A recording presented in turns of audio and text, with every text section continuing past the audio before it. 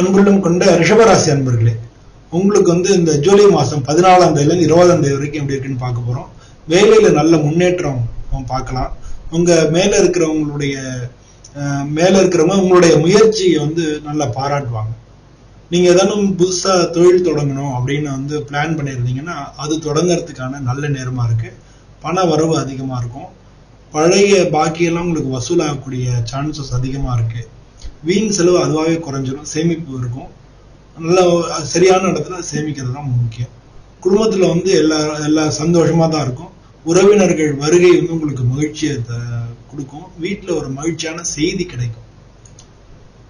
திருமண முயற்சிகள் இந்த ரிஷபராசிக்காரங்க இப்ப ரொம்ப சூப்பரா சக்சஸா முடியறதுக்கான வாய்ப்புகள் மிக அதிகமா இருக்கு. திருமண முயற்சி தேதி குறிக்கிற அளவுக்கு சக்சஸா இருக்கும்.